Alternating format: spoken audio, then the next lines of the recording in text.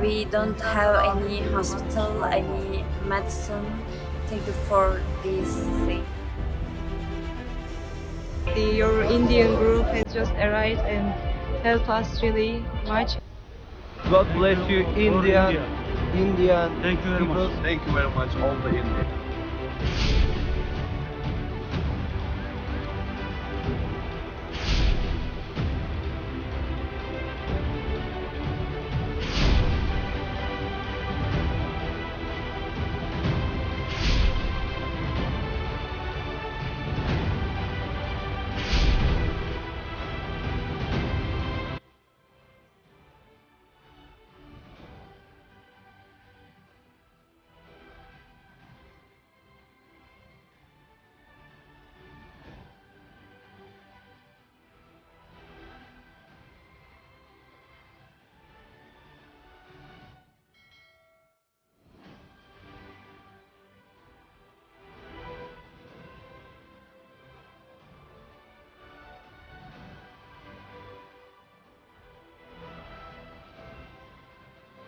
We don't have any hospital, any medicine.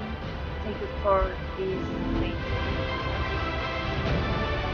Your Indian group has just arrived and helped us really much. And I felt really alone, but when they come here, I felt they secure again. Thank you so much for your support.